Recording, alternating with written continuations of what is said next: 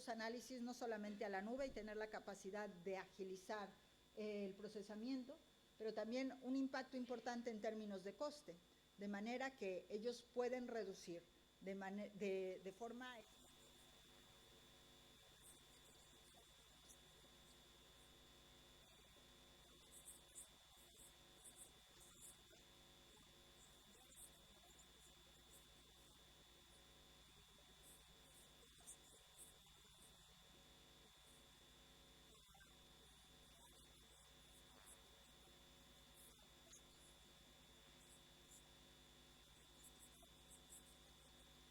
al mundo de esta ingesta inmensa de datos que existe en el mundo, en las investigaciones genómicas, y en donde están llevando avances que existe una publicación de hace unos 4 o 5 meses de los últimos avances que están haciendo en este sentido. En la universidad en el Hospital Universitario de Colorado, básicamente se ha creado un proyecto para poder, a través del registro de datos clínicos, para poder sumar esos datos a datos externos, comentaba yo. Por ejemplo, registros de pólizas de seguros, accidentes que se han tenido a lo largo de la vida del paciente, elementos del clima y del ambiente, grado de contaminación en la ciudad que está, etcétera. Con todo eso, puesto, como decía, en una licuadora, básicamente lo que se ha hecho es, este proyecto se ha hecho para 2.000 pacientes diferentes, 2.000 pacientes de diferentes edades. Ahí colabora también la universidad, el departamento de pediatría del Hospital de Colorado y una entidad que se llama, voy a tratar de recordar el nombre, Medical Center Prevention o algo así, perdonadme porque me lo estoy inventando, pero básicamente es una entidad que a través de todas estas colaboraciones lo que hace es crear modelos basados en Machine Learning para poder predecir el riesgo de enfermedades que tienen una alta, una cierta implicación por el histórico genético que tiene este paciente, o comparar patrones de manera que pueda distinguir si hay una cierta secuencia en los datos y unos ciertos patrones se comportan de esta manera, poder determinar cuál es el riesgo de que esta persona padezca o tenga o pueda entrar en un tratamiento preventivo antes de esto. Esto está en una fase de piloto, pero ya decía yo que hay aproximadamente unos 2.000 pacientes que están en este tratamiento. Y luego, finalmente, en el mundo del dato y la parte genómica, es con el Centro de Estudios de Genoma, básicamente se inició un piloto en donde básicamente se tenían como objetivo tres tipos de perfiles: enfermedades raras en los niños, enfermedades cardiovasculares y enfermedades pacientes con ciertos antecedentes de cáncer.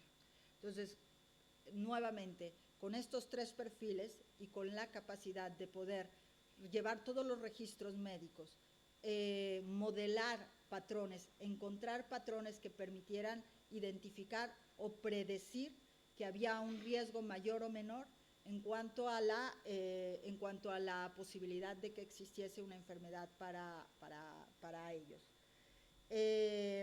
Esto decía la gente de Stanford Medicine, y es básicamente la capacidad que te puede dar la tecnología de poder analizar y procesar información que en otras circunstancias no podrías hacer.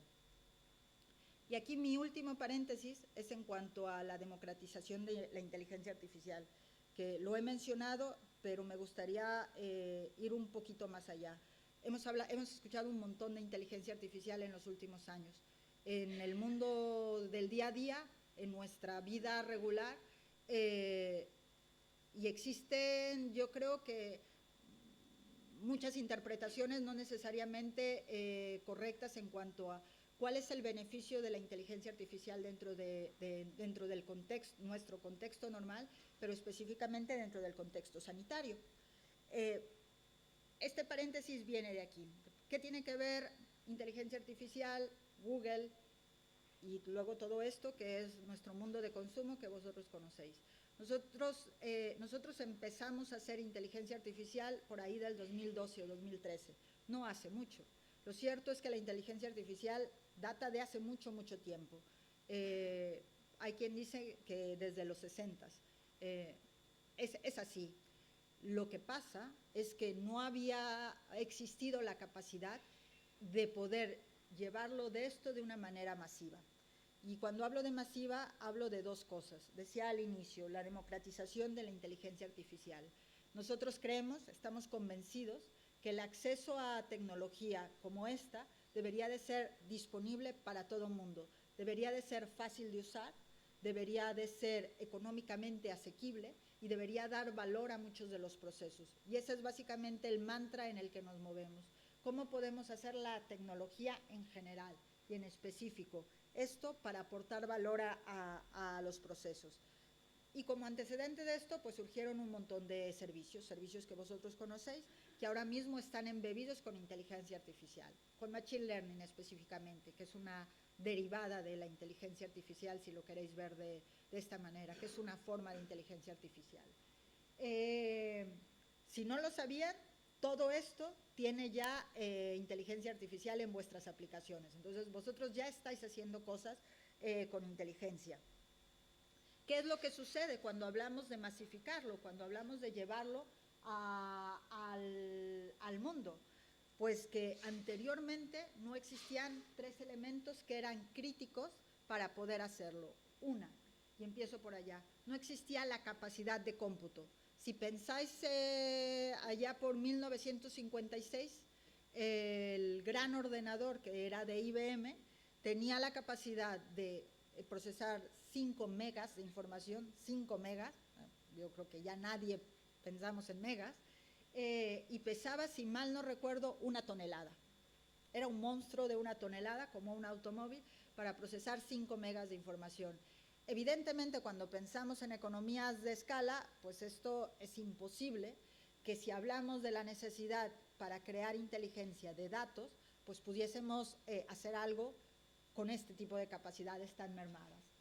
Luego, del otro lado, tenemos la gran cantidad de datos que existe, que ya decía yo, pues el mundo conectado, los 11.000 millones de dispositivos, nos dan información recurrente y permanente de nuevos datos y nueva información.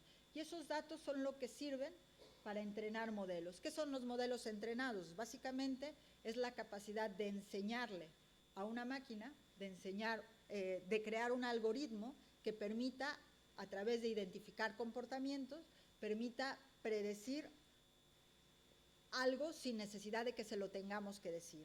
Y perdonadme si esto es muy básico, pero es simplemente para que todo el mundo, para aquellos con los que no se sienten cerca de este concepto, podáis entenderlo, es cuando hacéis una compra en internet y recibís una recomendación, esa recomendación tiene por detrás pues una inteligencia que ha ido alimentándose de vuestros patrones de búsqueda. La búsqueda de Google, que ponéis Real y les da Real Madrid, pues si les da Real Madrid es porque sois probablemente unos futboleros del Real Madrid, y entonces esta capacidad de inteligencia de ir prediciendo comportamientos, pues es lo que viene detrás. ¿Qué es lo que estamos haciendo en el mundo sanitario? Me voy a apurar un poco. Estamos haciendo muchísimas cosas, y también es cierto que estamos haciendo muchísimas cosas, muchas de ellas en fases incipientes, pero yo estoy convencida, porque además lo veo y lo vivo día a día, que este es básicamente el camino a seguir. Quería compartir con vosotros el caso de Verilai. Verilai es una empresa de Alphabet, nuestra empresa madre, que hace algunos años era parte de Google, Google Brain se llamaba. Una historia en donde los proyectos más chulos y más interesantes de innovación salen de esa parte. Finalmente se ha separado, se ha hecho una empresa que pertenece a Alphabet, Y básicamente lo que han hecho es, a través de la lectura que tiene la córnea de las placas que se emiten, han sido capaces de identificar en muy fase inicial enfermedades relacionadas con la diabetes de la vista. De manera que a través de imágenes, esto no pretende reemplazar evidentemente el diagnóstico médico, pero pretende ser un acompañante del proceso que existe para poder tener una capacidad y un mayor alcance de los pacientes. Cuando pensamos la aplicación de esto en lugares tan remotos como puede ser India, pues en India resulta que hay un déficit de doctores de aproximadamente 100.000 doctores. No hay 100.000 oftalmólogos que puedan cubrir las demandas de la población. Y sin embargo, por el otro lado, solamente 6% de toda la población con padecimiento de diabetes pasan por un tipo de scan para ver si la vista está perdiendo capacidades o no capacidades. ¿Qué es lo que nosotros pretendemos hacer con este tipo de alcance? Pues poder poner la tecnología a disposición de la optimización del proceso, la eficiencia del personal médico, para poder atender a más pacientes, poderlo hacer de una manera quizá más acompañada a través de la tecnología y que esto resulte en un beneficio para el paciente. Y esto no es lo, voy a irme directamente a esto, y esto no es lo único que estamos haciendo, lo estamos haciendo en muchos otros ámbitos, en el ámbito ocular, en el ámbito patológico, en el ámbito radiológico y en muchísimos otros ámbitos. Insisto, en algunos casos estamos en fases iniciales, pero todos estos casos y algunos otros más están documentados y es un precedente del alcance que puede tener la tecnología en la aplicación y en la aportación de valor para nuestros pacientes. Hago 3 minutos antes de que me corten para comentar dos cosas. Hablaba yo del personal sanitario y de la importancia de que vosotros, que estáis básicamente en las trincheras, tengáis todas las capacidades para poder desenvolverlos de la mejor manera. Y hemos hablado de tecnología, Big Data, de IoT, de Machine Learning, etcétera. Pero vosotros, en la parte frontal, sois tan importantes como ellos. ¿Qué pasa cuando venimos de un mundo digital en donde trabajamos con aplicaciones, vivimos en WhatsApp, tenemos relaciones y conversaciones a través de ello, y luego llegamos a un mundo, a un contexto en donde no existe este tipo de capacidades? Pues obviamente mermamos un poco el alcance que podemos tener. La tecnología tendría que ayudarnos a poder crear un entorno de colaboración muchísimo más ágil y muchísimo más fluido.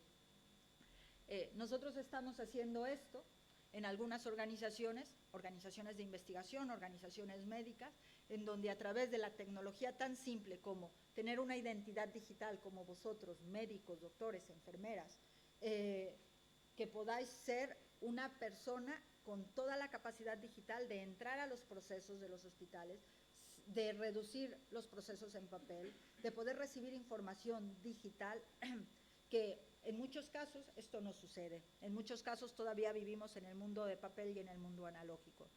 Cierro con dos cosas. Lo he dicho antes, pero es importante repetirlo. Google es una empresa tecnológica. Lo que yo sé es tecnología, y lo que he tratado de contarles aquí es un poco cómo la tecnología está convergiendo cada vez más en el mundo de salud. No hacemos nada si no somos parte si no hacemos una colaboración con este tipo de organizaciones que van desde centros de hospitalarios, centros de investigación, startups focalizadas en el mundo de salud. Hay una cantidad importantísima, no a nivel global, pero también a nivel local, de startups que están haciendo cosas súper interesantes en el mundo de salud, y lo que nosotros queremos hacer es crear ese mismo ecosistema localmente, en España, y que en la tercera jornada, a lo mejor en el próximo año, a lo mejor uno de los casos de éxito no sea el de Stanford Center, pero sea el vuestro. A lo mejor no sucederá en un año, pero a futuro vistas, ojalá que podamos hacerlo. Y bueno, simplemente mencionar la seguridad en todo esto. La tecnología es importante, los casos de uso es importante, dar valor es importante, pero nada de esto puede existir sin un contexto de salud, un contexto de seguridad. Hay una capacidad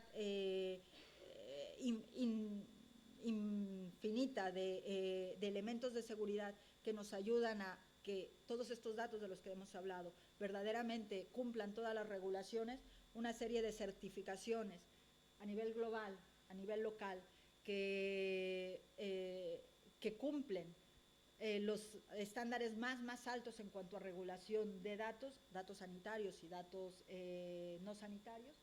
Y este es un poco el mapa que quería compartir con vosotros. Y muchísimas gracias nuevamente por haberme escuchado.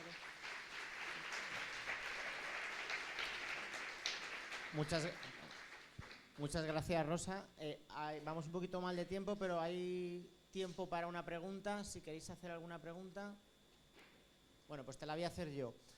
Vivimos en un mundo en el que la protección de los datos es una de las principales necesidades que se intentan establecer en los servicios, y siempre el sector sanitario es bastante receloso a colaborar con servicios externos, especialmente empresas que comercializan datos, como puede ser Google, y en este sentido, ¿cómo se va a garantizar la protección de datos de los pacientes sabiendo que esos datos nunca van a ser comercializados ni utilizados de forma propia por los servicios tecnológicos? Correcto.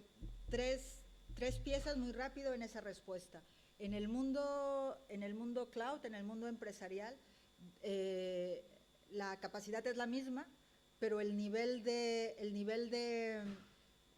servicio es totalmente diferente en cuanto a vosotros sois los dueños de esos datos y nosotros somos básicamente el que procesa los datos, el que damos el servicio. Esto está contractualmente establecido y ahí existen marcos de trabajo como la GDPR, en donde no existe la posibilidad de romperlo bajo una penalización inmensa para una compañía como Google. Pensar un momento en que efectivamente Google tiene una historia en el mundo de consumo, pero la otra gran parte de nuestro mundo es el mundo de las organizaciones y las empresas. Cualquier brecha de seguridad que nosotros pudiésemos tener, cualquier exposición de datos que no sean nuestros, básicamente es ponernos la soga al cuello. Entonces, altísimamente estructurado esta relación contractual, número uno. Número dos, es cierto que en el mundo de salud, por regulación o por política interna, pues existe un cierto recelo a decir, te comparto mis datos clínicos o no clínicos, pero datos de mis pacientes. Existen muchos mecanismos para ofuscar esos datos, procesar, enseñar modelos en la nube y que cuando bajen se desofusquen. Es decir, nosotros tenemos la capacidad de procesar esos datos sin tener que tener el detalle de esos datos, sin verlos a esto. Y existen muchas técnicas para poder hacerlo. Pues muchísimas gracias. Nada, gracias a vosotros. A continuación damos paso a la segunda mesa de debate.